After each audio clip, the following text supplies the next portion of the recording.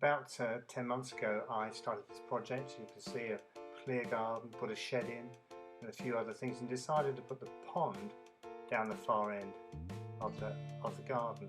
I began by sort of laying out the general area of the pond that I wanted, and began to cut the turf away as you would do. I mean, the first thing to say is that I probably put it a little bit too close to the fence, which caused me some problems later on, and started digging and removing the spoil. At one stage I was going to have the waterfall at this end, but in the end I put it at the far end. As you can see, I'm beginning to dig down and get the right depth. Certainly it was about 2 meters wide, 1.5 meters wide, and about 2 to 3 meters long, and in the end about 1 meter deep.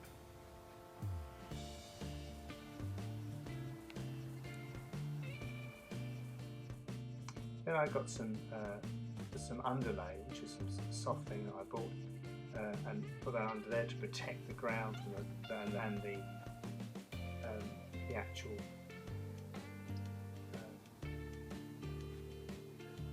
got some underlay to protect the lining. Here's the lining that I put in. Always want to make sure there's more than enough, even though you ending up with some spare and cutting it away, but you have to make sure it really does go the full width.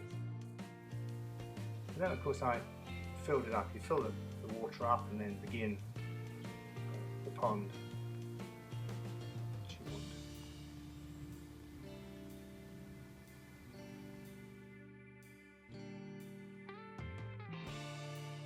It's amazing how quick it's all occurred really. Within just a few days I had a pond on my hands, and we began to put a few plants in.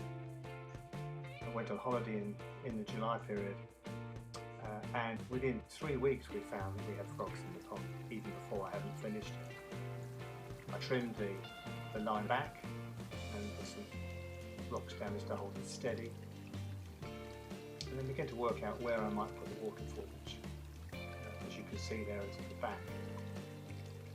Bought a pump, which you can see down the bottom there of the pond, and that came through to a filter to one side, which is there, which I submerged and dug into the ground, and cabled it back up to the socket, which is on the side of the shed there. Because we've got grandchildren, I thought it was good we needed a fence, which I had in a previous pond, and I've added to that. And these are removable. It's a removable fence which sits in 2 small pipes, plastic pipes that drop into the ground to hold the thing upright. So it's completely removable. You can bring it down in and out as you want. So now we're moving into the stage where we're finishing off and tidying it up and making it more presentable. I bought a ton of rocks from a local quarry. In many senses, just too many of them really. But you know, and they have gradually toned it down. They're not as white as they were at the beginning. More plants, and then covering the liner over. That's the main thing to do, is to try and ensure you don't see much of the line, and gradually adjusting it.